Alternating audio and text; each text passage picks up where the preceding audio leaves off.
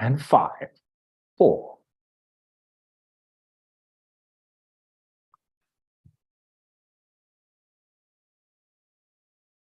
Welcome to Lovecars on the Grid, your global motorsport podcast roundup.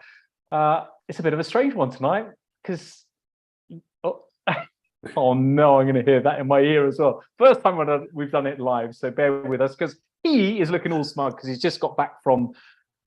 I'm buzzing. Belgium. What are you happening? Is your machine working there? You're panicking there. You don't look relaxed. You're looking scared at the screen. Is it working? It's all working. We're live on YouTube. We're live doing our podcast for the first time ever, and I just had to mute the YouTube, so it's all good now. So I'm not hearing lots of voices. I hear lots of voices in my head anyway. You know that. It's going well. We are professional. Let's face it. We are. Yes, I'm buzzing. Just back from Belgium and buzzing. Not because of the Grand Prix, because the cricket. We've just won the cricket. Well, we've drawn the series, but I think the series been morally won. Amazing entertainment. That's drama. That's entertainment. That's sport. You know. So yeah, a buzzing. But yeah, I had a good time in Belgium as well. Plenty of entertainment, plenty of drama to bring to you on this show. If you're new to the show, thanks for joining.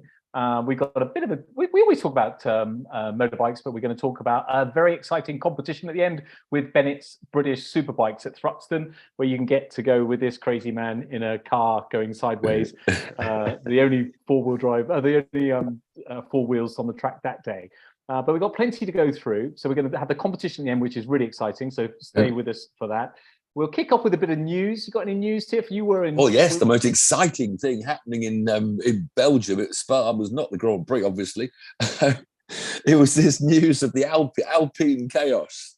That was the best drama I think we had. It's unbelievable what they're doing. We just don't know because they've with mutual consent. It's always mutual consent, isn't it? Not they always. parted ways with. I can't pronounce Otmar's surname. I never can. Schaffenauer, I think. Yeah, Otmar Schaffenauer. Schaffenauer, is it? And Alan Permain. You know, both. You know, Permain's been there for a long, long time. I think he just celebrated 500 Grand Prix with that particular team. And Pat Fry had already signed out. So you know, 3 top men. And it's just it would appear that the top brass at Alpine have expected results sooner. And I mean, so there's a lovely quote, which is a sort of a skeptic vote quote from Otmar today, because he's actually recruited lots of people to make the staff stronger, like other teams have done, like Aston Martin did with the Red Bull man. But you can't use them because they're all on gardening leave until the end of seasons. So he's got some really good people that can start work next year for Alpine. And so, you know, his quote there was, "You can't get 9 women pregnant and hope to have a baby in a month," which is a nice 9 months. It's a nice idea. So he's obviously, you know, got these people standing by, but he can't use them until the end of the year. So, but it's funny because we normally say, or I'm the first to say, "Oh, it's the drivers," but you forget that there's such a massive team behind it. But to go for the top guys, between them, they must have 100 years of experience in Formula One. So they're talking about the engine being down on power. There was talking about engine balancing a gauge. I can't remember when it was done before. Apparently it was at some stage in the past when they allowed a certain amount of equalization of the power plants. And it seems generally agreed that Alpine are a bit down, but just letting all these people go mid-season. I know there's a summer break now, so they've obviously got this 4 weeks, I think it is, to get whoever's going to run the team. No, if you're going to get rid of them, get rid of them now. This is a perfect time, mid-season, because then at least whoever comes in, hopefully, they'll give them a bit of time to bed in a little bit. Yes, but the outside world can't believe you'd get anybody better than Omar and especially Alan Permain, you know. Yeah, I'm with you. Oh, you've got a glass on there, have you? You've got a bit of glass going. Oh, cheers. Cheers, darling. Harmony. Yeah, so that was a lot of the drama. The weather was, of course, a drama, as always, in Spa, more so than ever this weekend. Well, it wasn't more so than ever. Don't forget, we had a complete write-off one year. So at least we got lots of racing in. That's true. Formula 1, Formula 2 and Formula 3. They screwed their national anthem up just as well as England did theirs. I think it was a weird version of the Belgian anthem. The good news in the build-up to the race, the main race, was the DJ was down on about level 5 volume. Maybe someone is understanding that we don't mind the music if it's not killing us. We don't mind. Because when I tweeted last time, I didn't like the DJ. I said, well, I bet if it was Freddie Mercury and Queen, you wouldn't have minded. Well, no, but it's just, there's so many different tastes in the audience. Don't ram something that most people don't want down there. There's lots of different tastes on Twitter as well. The other big news, of course, is that in Formula One tyre blankets are going to remain for 2024. Oh, what a surprise. Fans. What a surprise. We both want tyre blankets to go because, and they're saying it's dangerous. It's not dangerous. The drivers aren't going to go out and kill themselves. Well, that's a horrible kiss. It will be a bit more difficult. Say, but it'll be more difficult. Yeah. In fact, it was quite good when they put the blue tyres on for the sprint race because, of course, there were no covers. I suddenly realised what's weird because they sort of put the wheels on quite early on because they obviously had to start on blues when the rain came down. I just back to that DJ though. I just said how, although the DJ, I let him off for his volume. All of a sudden, it was only boom, boom, boom music. Then all of a sudden, glaring through the speakers, go to the next page. It says, I'm going to quote it now. I've lost my quote now. Oh, yes. All of a sudden, the only words, because, rappers love just hype music, the dance music, it just said out loud, take your motherfucking clothes off. Now, I've just said that live on YouTube, which I would never dream of saying out live on any public. Well, you've just said it live. This is public, you dork. I know, that's why I've said it now for the first time ever. Because now your career's over. It doesn't matter. Well, I don't care, but I mean, it's just, you can't do that. Why? And it was so unnecessary. Why? Whoever thought, well, that'd be really clever. I'll put a bit of that in, No, it's not clever. It's just Tiff, embarrassing. I don't know whether you're aware, but so you have the same song, but you have an explicit version and a normal version. So on the radio, they'll play the normal version, and then if you want to be an adult and you want to be, you can play the explicit version. So this was in front of children of all ages. Awful. Yeah, you mentioned that before. They did that before. Let's get there on was to another racing. word. They used the F word. I know. Let's go to the sprint because the sprint race was really exciting. The qualifying, as we've always said, was exciting, more exciting than the racing a lot. And the sprint race, I thought, was super exciting. Well, the 5 laps of racing you might have had out of the 15. I mean, so they're told they have to put the blue tyres on, right? And they're told we have to have a pace car start. And as soon as they're going around, literally they're sending them out to get rid of the water. So they're using the heavy rain tyres to get rid of the water. And straight away, George was on the radio, it's intermediates, mate. So, yes, within 2 laps of them sponging away the water, the faster tyre was going to be the green intermediate, because obviously these blue, they're slow. They're very slow, but they are good at stopping aquaplaning. So you're out there. So if the track was good enough, then why didn't we start racing earlier? And if it's because of spray, well, okay, that's another issue. But I would have then done, and what we don't do enough of, the Americans do it as well, shut the pit lane entry. Because you knew what was going to happen. Half the field, as the green flag dropped, went into the pits. Yeah. Now, if you're an innocent bystander watching Formula One as a bystander, you're going to think the race is starting and the race, and what are all those cars going to the pits for? They're broken down. Why are they all wild? And it looked ridiculous. So make them race for 4 laps on the blues. If you ever do that again, and you force the blues on them, fair enough to move puddles if that's a spray problem, but then don't let them restart and go to the pit lane. Because at least honestly, I think the FIA are clueless sometimes. We'll come on to a couple of. It's pretty rules and but then they would have had 4. That would have spread the field out. So then, when they did pit, which they probably all would have done after 4 laps, they wouldn't have all come in in a great big pack line astern at slow speed. It just looked stupid. And then, of course, we had Alonso. Yeah, but hang on a minute. They do that in NASCAR as well. They do that in your in your lovely, beautiful NASCAR and IndyCar. They don't race in the rain. Yeah, but they do all come into the pits together if there's a... Yes, because that's the sport. No, that is the sport. That's okay. But they come in on a yellow. They don't come in on a green. Okay. Green. They've got them all in on the yellows. Then they put the tyres they want on for the next stint. No, they don't come in on a green. I am, by the way, periodically checking our chats on YouTube, and so far we got 0 comments. So, but we. I've got away with swearing. Then I've got away with swearing. You did get away with swearing, but when you only have 2 viewers, that's probably the problem. That's What about mudguards? They were talking at some stage of having detachable mudguards. I don't mind them trying that. I don't think it'll work. I think a lot of the drivers said most of the spray comes from the ground effect, and they're worse than they were 2 years ago because the ground effect is so close to the ground. There's more water getting fired out. Going back to the race, it was a good. Piastri led. The Piastri is really the story. We should have said. I love him. I'm so into Piastri at the moment. I think just a kid making his name at Spa, which is what Michael Schumacher did. When he suddenly turned up at Spa and qualified the Jordan. And just stunning. And the way he led with confidence, and in the end, Max moved by him after the yellows, after the safety car caused. This is my other bone of contention by Alonso. So Alonso spun off at Bouillon through the field of gravel. He didn't actually hit the barrier. I think he actually stopped 2 inches in front of it, but he's way off the road in the strangest part of the track with 5 racing laps left to happen. In a short sprint. There has to be a time now. We've got to go a bit away from this manic safety calls.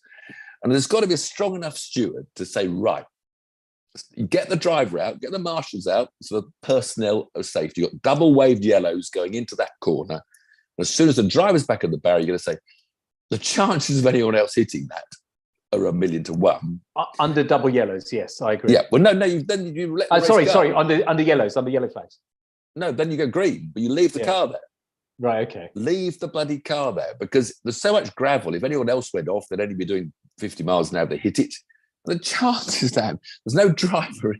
Yeah. It's just there are times when you've got to not call this safety car so quickly, and you've got to allow a car to be parked somewhere. It's difficult now, Tiff, isn't it? Because you're damned if you do, damned if you don't. I get it from their side of it on the safety car. You really can't win there. But when you have 15 laps, number 8 were under safety car and 7 were racing. It's like circuit racing now in England. I feel very sorry for Caterham drivers. We'll mention later they're Thrax have a good fun, but you have a 12-lap Caterham race with a £300 entry fee. You've driven all the way there, and you get a 12-lap race. And you get 6 laps racing and 6 laps cruising around while they dig someone out of the gravel. I don't know. Yes, it's safety, but it's. I had a brilliant idea, which I told Jonathan Palmer years ago, and he hasn't done it, is to have snatch winches. So you'd have little lap overs in the barriers in the racing line, and you'd run out with the one marshal under yellows would run out with a hook the tow rope, and then just winch the bloody thing in. That's only going to get it to the barrier, though, and then you. No, the barrier. Flow of traffic that way, you'd have gaps in the barrier, a few of them with winches. So wherever the barrier, you could winch it in behind the barrier. Okay, brilliant idea. I amaze myself at how many brilliant ideas I have. Don't give up the day job. We've got one comment on YouTube. So AC3, anytime I hear Tiff speak, I'm all in. So thank you for joining us. And I think there's a few other people as well that are listening. So that's good. So Oscar Piastri, if it wasn't for Max, do you know what? If it wasn't for Red Bull, this would be the most exciting season that I can ever remember in Formula One. Yeah, lots of different winners. Yeah. Sadly, Red Bull are just absolutely smashing. Well, Max Verstappen is, at least, anyway. Anyone else stand out in the Pierre Gasly? So Gasly, after all the Alpine embarrassment going on in the man, at least Gasly had a good third place in the sprint race, so that was great for Alpine. Give them a little bit of joy in what's been a miserable time. The Grand Prix dawn. Then the Grand Prix was a bit. This again, I'm sure the teams won't like it. The Grand Prix grid was slightly spoiled by the fact they didn't have any dry testing. And the quali was wet at the beginning, wasn't it? By the time they got to Q3, it was pretty much dry in the end. But you see, and also these stupid regulations again, where you can't change your car setups. So because there was no FP2 and FP3, they had to set their cars for the race weekend in FP1 in the rain. And once you set your aero settings, you can't then change them. And McLaren, it helped Piastri. So let's say it did help Piastri perhaps. But they qualified only 6th and 7th. They qualified and they raced badly. Well, Piastri hardly raced at all because they had too much downforce. Was IndyCar? You've got a bad when they come into their fuel stops and tire stops. You see them little tweaks. They change the front wing angle in 10 seconds. But you can't do that. Whatever you've stuck with on FP1, because there's not FP2 and FP3 before quali. So that drives you mad. So it's got too many rules and regulations. So that put the McLarens back, having looked so good before.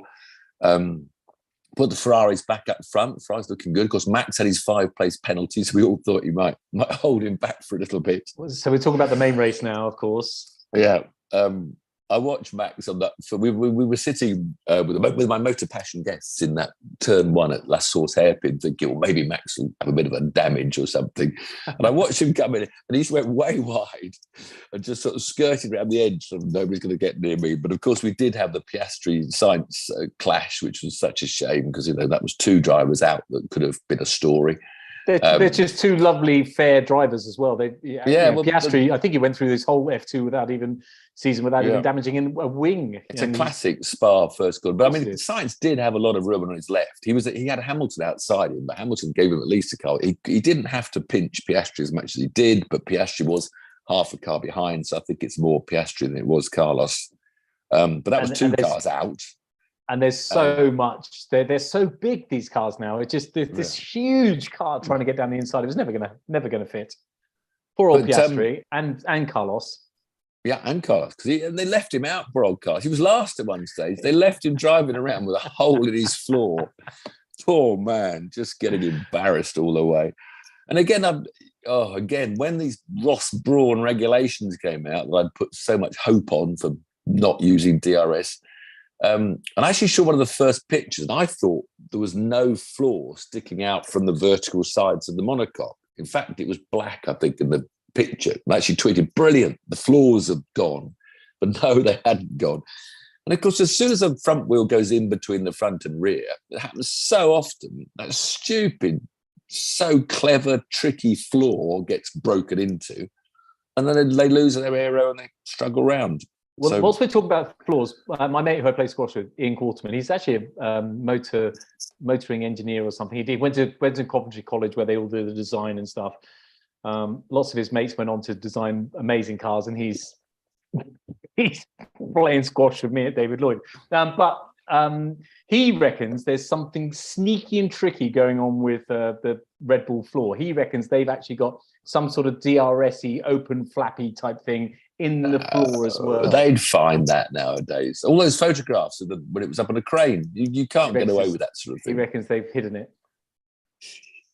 Another conspiracy theory. Conspiracy theory for Red Bull. No, Red Bull have just got a flipping good car.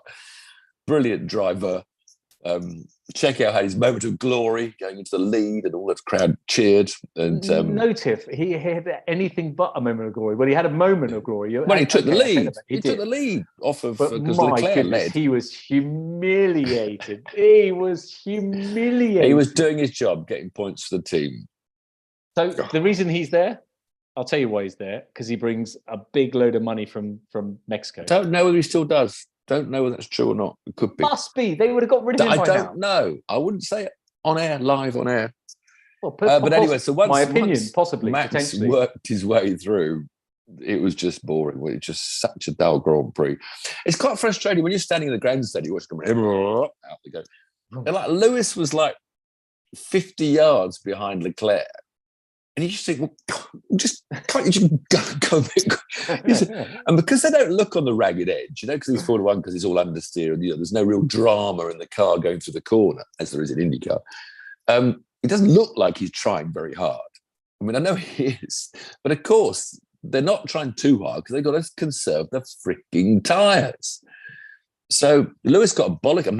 Max got a bollocking, didn't he, when he was out his softs for going too fast on his outlap, risking the rubber. My goodness, he was cocky. He was cocky, though, wasn't he? With his engineer. That quote about, shall we give the mechanics some tyre changing practice? No, Max. If you're a Max fan, you loved it for the Max antis. I didn't like that at all. I mean, it was the most dull Grand Prix in the end. Lewis Hamilton. In fact, Gary's just Gary has just said, what do you think of the? So Kim and Gary have left comments, but Gary said, what do you think of the Hamilton penalty for rubbing Perez? Oh, that was rubbish. Yeah, that was in the sprint race, wasn't it? I know. It just, they just got. But that's because the stupid cars. If he didn't have the stupid floor sticking out, he could have got his wheel in between the two wheels and not touched him. Hamilton. What did Hamilton get his penalty for in the main race? He didn't in the main race, did he? Yeah, he got a 5-second penalty. So he finished fourth, and then his seventh. He finished fourth. No, it was the sprint race. Checkered flag. Hamilton finished fourth and got put back 3 places, 5-second penalty to 7th. Well, I was in Belgium listening to DJs. I couldn't. But the touch with Perez was in the sprint race, so I don't know what you're talking about. Well, I don't when he went inside him at that corner, Perez was dropping back in the sprint race. Perez dropped back badly. So for those of you just joining for the first time, we do normally, and he was there. He was the reporter on the ground. I normally check out all the facts, which I haven't had to do because I only got home 2 hours ago and I had to watch the cricket. My point about the FIA was that little 5-second, or the incident with Hamilton where he got penalised, and then you see Stoffel van Dorn in Formula E, FIA regulated as well. Absolutely missiles, goes lunging at about 4 cars, takes them out, and gets no penalty at all. It's so bizarre. Is that a story from London? We're yet to come. Yeah. Watch this space. So Fernando had a good drive from 9th to 5th. They're still not going very well at Aston Martins. Yuki Tsunoda had a good run from, I don't know where he qualified the top 10. No, he didn't. He was outside the top 10, but he got the last point. So as his career is in grave jeopardy, because Ricciardo looked like he was going to take him, but Ricciardo had a bad qualifying because he got a track limits, took his best time again. And that must be so frustrating. They short qualified, so he didn't get out of Q3, Q1. So of course, Spa is the longest lap time in the whole of the Formula 1 calendar. So it's like, what is it, 2:30 or whatever the lap time is. But so it's so frustrating. You make one mistake and you've got to go all the way around again. You've got to recharge your batteries before you do another lap. So yeah, bad day for Ricciardo, good day for Tsunoda, and everybody else was about where they normally are. Quite funny. Then both the Williams cars pitted with about 10 laps to go and dropped to the back of the field. Albon, who'd been running 7th or 8th earlier on, but had dropped back a bit. So they must have decided their tyres were going to go off the cliff and so put fresh tyres on. It was an entertaining game because Albon in the last 5 laps came from 17th up to 14th. Didn't get him any points or anything, but entertained me. Anyway. I was never convinced, but I am now. I think he's the real deal, and I think he's a bloody good bloke as well. So, poor Logan Sargent also pitted. It put him like nowhere, but he caught up the back of 17th, but didn't actually take the place, or did he right at the end? But poor old Logan. Logan had a reasonable run. So yes. I mean, this is, if you don't have a safety car in Formula One nowadays, I mean, this is the sort of racing you're going to get. I mean, I'm afraid, but But do you think it's acceptable for a team? Do you think it's acceptable for 2 world-class drivers, the best in the world, to be that far apart in terms of how good they are? Well, Max and Checo. I mean, what are you thinking if you're Checo? What are you thinking now? Yeah, but there aren't many brilliant drivers around. I mean, the records they're now breaking are the records from the 1988 season, where the McLarens won every race but one. But of course, we had Prost versus Senna. So we had this most amazing season of racing, even though the one team had the car that was way quicker than everyone else. At least we had Prost versus Senna to entertain us, but we don't have that at the moment. Shame. Big shame we didn't have a good number 2. We don't have a good number 2 there. But and again, if you're new to this, if you're watching just because we're live, we think we should have who do we think we should have from Japan? Who should have the Red Bull seat, Tiff? Don't throw names at me like that. You always do. You do. You're going to kill me. He's leading the Japanese Super Formula Championship. It's not. I can't remember names. Liam Lawson. Sorry, Liam. Should be in the car, but obviously it's tough. But he can't do any worse, I don't think. Yeah, Liam, get Liam Lawson on the phone now. Right. Anyway, Formula 2. Formula 2 race, British interest. Ollie Behrman, a wild qualifying. He and Frederick Vesti, the championship leader, who's been in his 2nd season now, they were the first out of the pit lane. Rain was coming. Behrman actually followed Vesti, which probably helped him. And Behrman got pole and Vesti got second. And then the third place, the rain came down and nobody else got a clean lap. So the grid was chaotic. Then Vesti, championship leader, still a slightly damp track, goes out on the pit exit lap, not the green flag lap, the sort of going to the grid lap, got to the top straight end of the Kemmel Straight and hit the brakes to sort of warm his brakes up, rear brakes locked, turned him sharp right into the barriers, didn't even make the grid. Championship leader.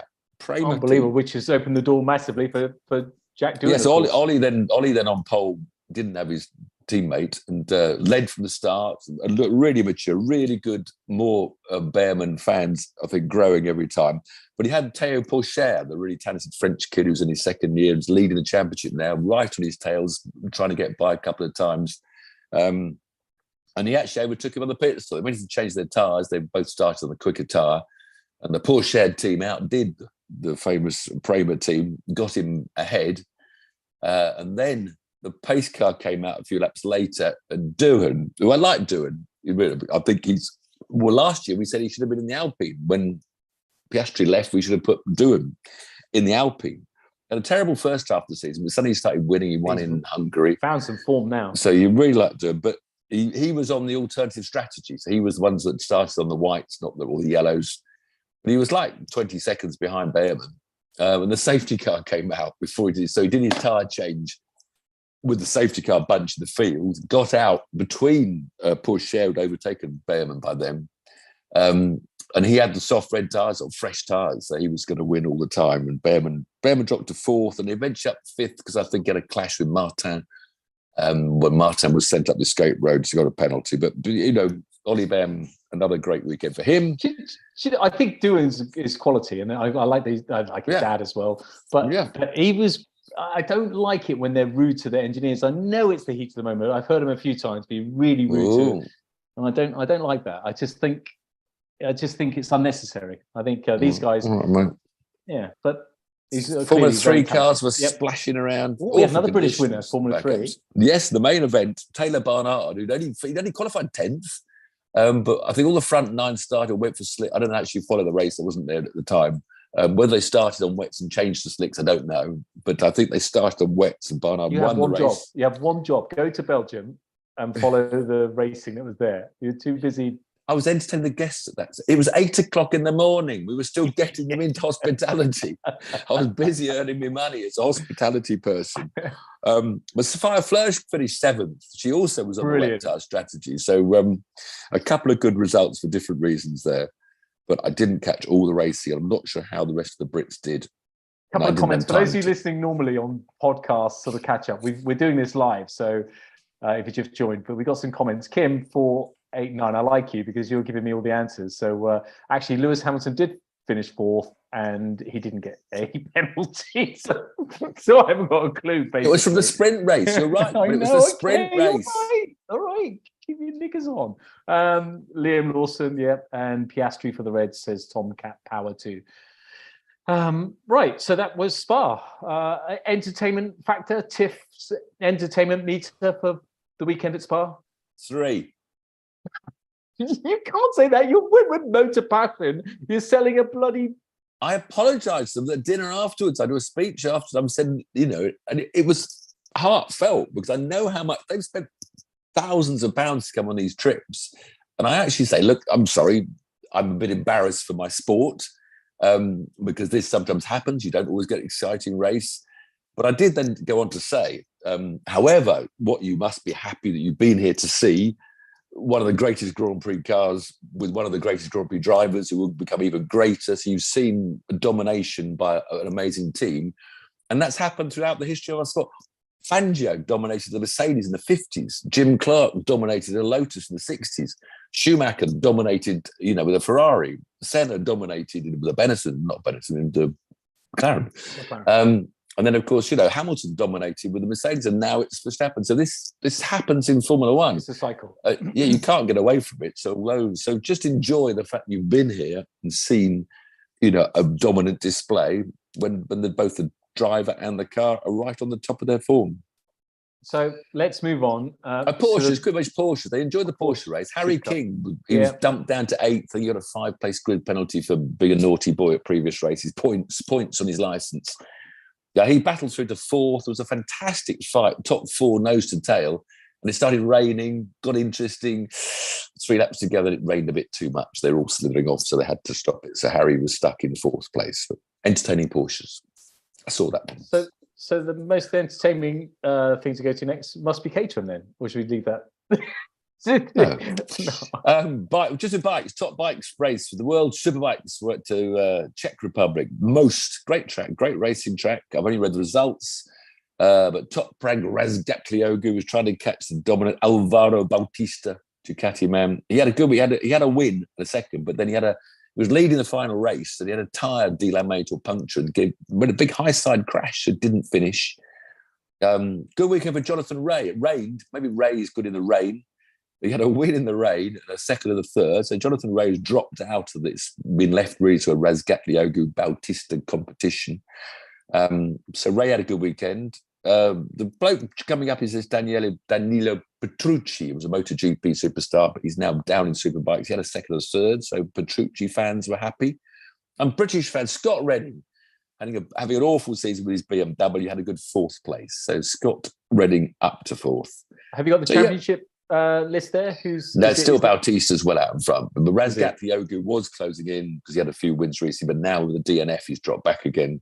It's going to be Bautista's year again. We just thought he was going to do it though. Razgatlioglu, after his epic year, I'm so good at pronunciations. Razgatlioglu. We thought he was just going to walk it, really, but it just goes to show it's a bit of a step up, isn't it? Yeah. Well, Bautista won it like the Ducati's come on form. Yeah. Then we come back to Britain. The World Championships is back to Britain for the Formula E's. Did you watch the E's? I saw there's a lot of rain and red flags I read about, but the main thing is Jake Dennis took the championship as we knew he would because he was so far ahead after the last round when chaos reigned in Rome. And a second place behind Mitch Evans, I saw in race 1, gave him the points to take the championship for the Andretti Porsche team. Maybe he hopes Andretti comes to Formula 1, but get Jake into Formula 1. So I read that too. I haven't got it repeated on the one of the tweets podcasts a while ago, and Jake was racing with all the superstars of today, and he was beating them. He was right up there, but he just didn't get the breaks. Then race 2 was won by Nick Cassidy, who had a bargy with his teammate. I think in race 1, which spoiled his championship quite a bit chances. of bargy actually in the Formula E this weekend. But that was all red flagged and rain and chaos, was it? So did you ziz through that, or did you fall asleep? I zizzed through it, but I don't like it.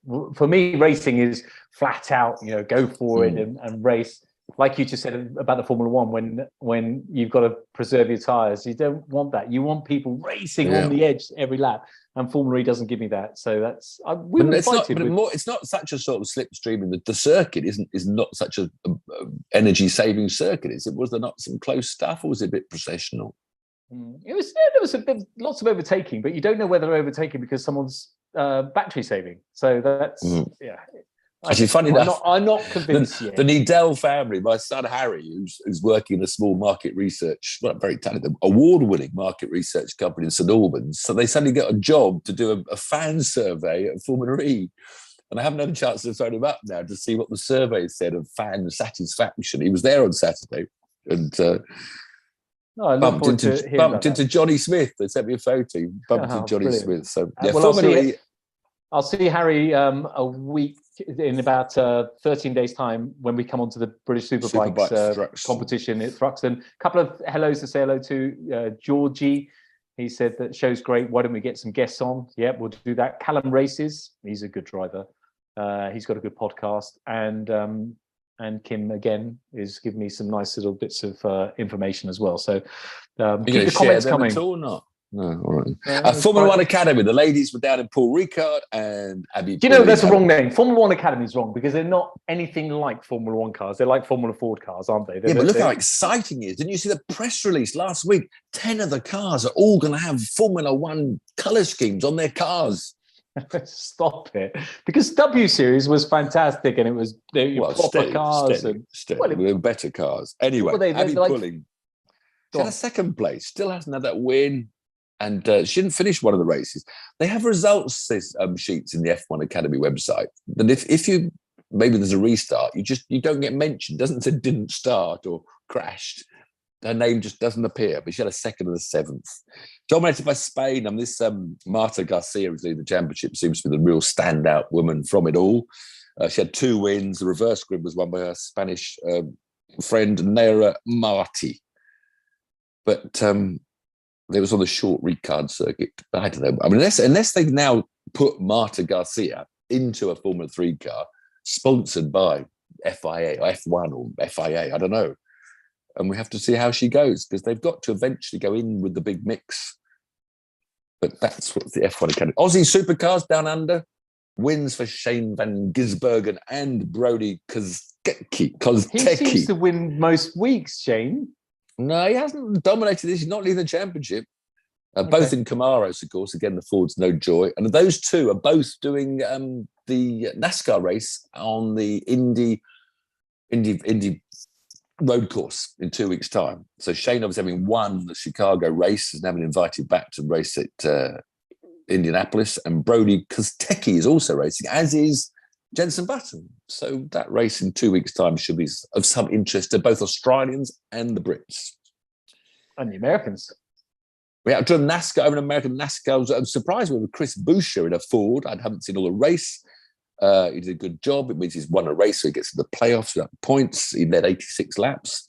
So, and the number 5 car didn't finish anywhere. I don't know what. How did number 5 Carl Larson do? He's 19th or something. I don't know. I didn't go that far down. Guys, You're like these drivers. You're like these drivers. When they don't do very well, they don't put a tweet out about it. They don't tell anybody. They don't put it on social media. You're like them, aren't you, with Carl Larson? You don't mention it. Then, as people listening the first time, we go around the world of motorsport. It's what we bring the world of motorsport and British success to this thing. We come home for the BTCC at Croft. And did you watch it? I've only read the results, and I'm worried that BTCC is losing its excitement. This Ford team, I mean, again, they are the Red Bull of BTCC. The Napa team, the 3 Fords, I think they finished 1, 2, 3 in both the 2 races, which were straight up. Then BMW came back. 1 win for Camish and 1 win for Sutton, and the gaps were quite wide. And this was supposed to be a rear-wheel drive. It's always been a rear-wheel drive circuit, Croft. Always the BMW's dominated. I mean, Colin Turkington got pole position by the lucky draw. From 6th, I think he finished in race 2, and 1 held off to win the second race, the third race, I mean. But, you know, I don't know, it needs a shake-up somehow, BTCC, and I don't know what the Ford it's still got a big following, Tiff. It's still got a really big, loyal following. I think, I don't think they're doing too badly, are they? There's a lot worse than BTCC, that's for sure. And you've got Paul O'Neill, Owie on the commentary, so that's always good. That's always good. The commentary is brilliant. I mean, the commentary is perfect. Yeah. The whole show's perfect, but the competition on the track seems to have lost some of its edge. How did their mate Jade Edwards do? I didn't look. Actually, I did look. I think she was towards the back. I don't know. She gets some bad luck. She's a brilliant driver. She gets some really bad luck. So there's nobody listening to us that was at the BTCC or watched it or was amazed by it, could say quickly, make a comment. I reckon Kim will come up with a comment. She's just said Kobayashi will also drive NASCAR and Indy. Kobayashi. Wow, that's fantastic news. Kamui doing IndyCar. Well, yeah, that would be exciting. And NASCAR. Yeah. That'd be terrifying. His overtaking manoeuvres wouldn't go down well with NASCAR boys. What have we got next? What was in America? There must have been NASCAR and IndyCar. Let me have a look at my list. No IndyCar, NASCAR, just on the NASCAR. That's all there was. Oh, okay. So is it time to... You're at Caterham, Thruxton for Caterham's way. Was that all... It's almost time for competition. Crazy slipstreams going on. Caterham, it's brilliant. It was Thruxton was... It's the fastest circuit in the UK, if you don't know. Tiff's based there. Isn't Abby Pulling there as well? No. Oh, I made that up. So this is a very nice link to our next segue to our next item, which is the Bennett Superbike competition, because the Caterham, so the middle Caterhams, there's 5 different classes. The middle Caterhams, the 270s, what do you think the average speed was around Thruxton? You should know this. Well, They did, Damon Hill, top speed's about 120 miles an hour. Damon Hill's got the fastest lap, 147 miles an hour, which I say on every one of my passenger rides around Thruxton. And Damon Hill 147 with a top speed. So the Formula One car is 147. Caterham, what about 77? 96 miles an hour average speed in a car that does 120 miles an hour top speed. Unbelievable. So British Superbikes that are coming there in a couple of weeks' time on the 12th and 13th, well, and also the 11th, 12th and 13th. My mind is blown. How fast are they going to be around there? How big are their balls? Am I allowed to say that? I don't know. You can research the lap record. I don't know what time they do. Touring cars are about 1 minute 50. What was the fastest? I think touring cars about 1 minute 15. Do you know what the lap time was for your Caterham? No, but Kim's let me down. 1:28 the lap times. Kim's let me down. No, not IndyCar. He would drive NASCAR, and I can't read because there's something in the way. But anyway, so 1 minute. I'd do about 1 minute 30 with my passenger rides with a BMW M2. What, going sideways? Yes. Okay, so that's perfect. The perfect timing. I'm glad you brought that up because we are doing something with Bennett Superbikes. It's a competition, and I think it's a brilliant competition. So we spoke to Stuart Higgs, who runs it. You get a chance to meet him, and I'm sure you'll be able to talk to him about what it's like to run a top race series, and you get to meet Tiff. I'll be there as well, but that's not very exciting. You get to meet Tiff, but not only do you get to meet Tiff, you will get to have his passenger rides where he goes sideways in his M2.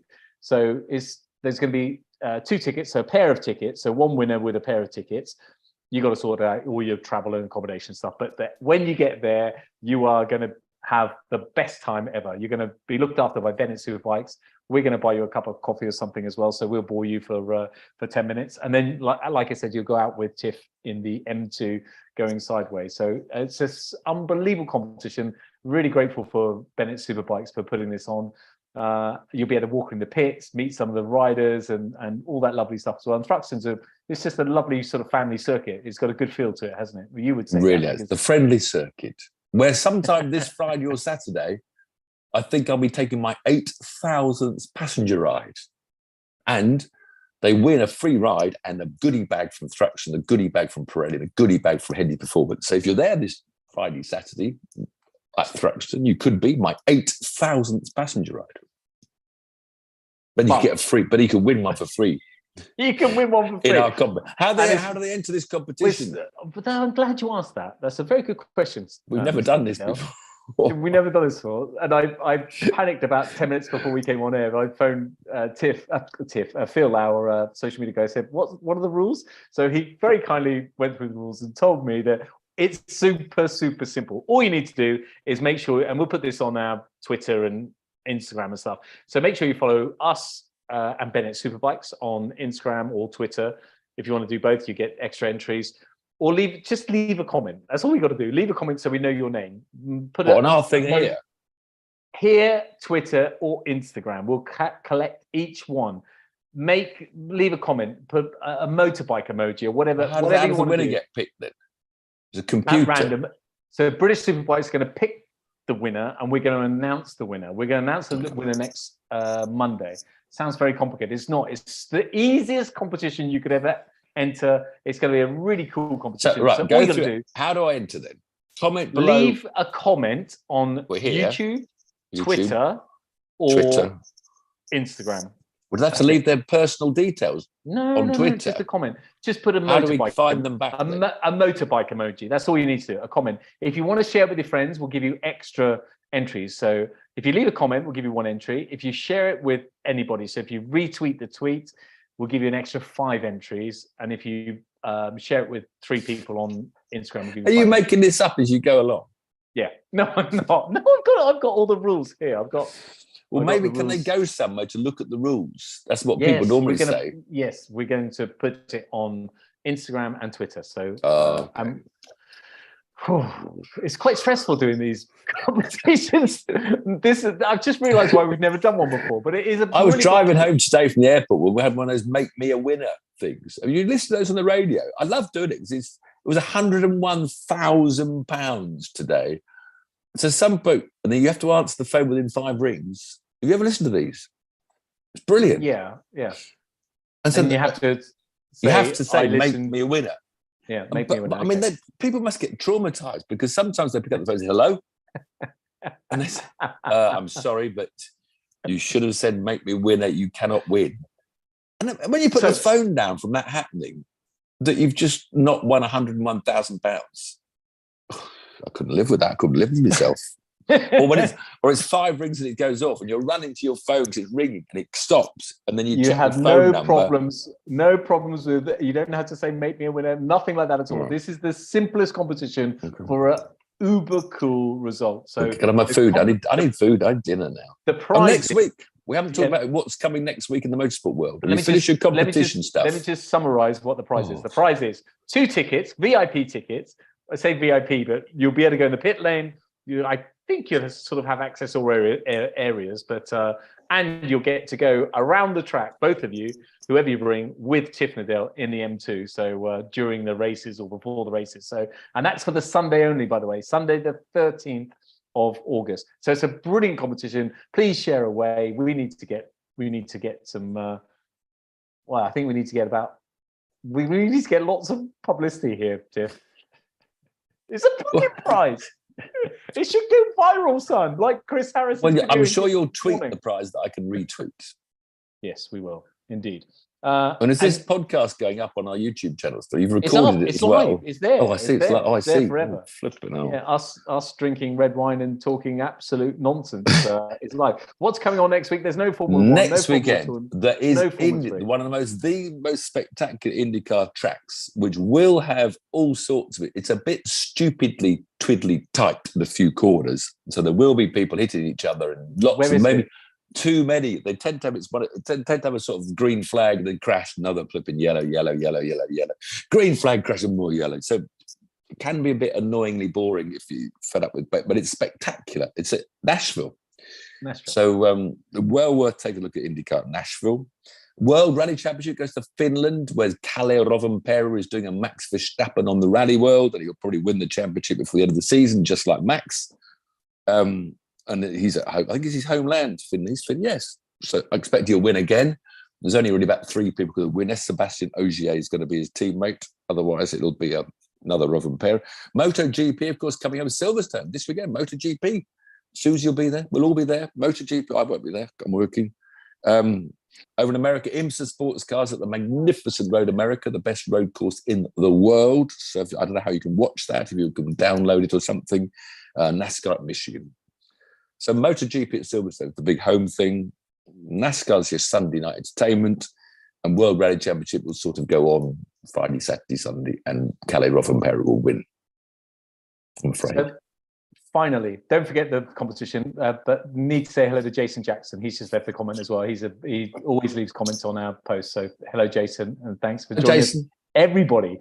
There's 25 of you watching at the moment. Thank you all so much. Cheers to them, and cheers to you, and cheers to anyone that watches this afterwards. Don't forget the competition. The competition is mega. It's going to be really good. Bennett's British Superbikes at Thruxton, 13th of August. Drive with Tiff. Meet the drivers, the riders, and pit lane, etc. Don't miss it. Cheers. Cheers. Well, I got to press end now because we're live. Oh, I thought we got 25 viewers. Oh, these live podcast. I always watch that Hard Compound Man, and he's usually got 1. I can't see you anymore. You cut me off. Cut me off just like that.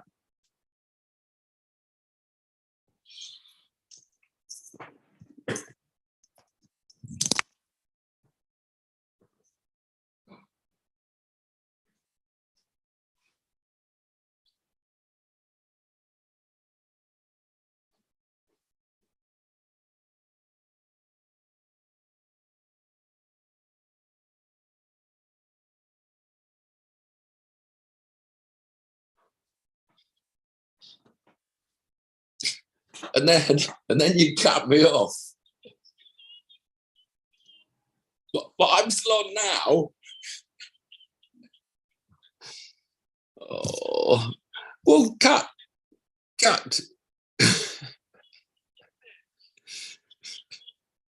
What if I turn this machine off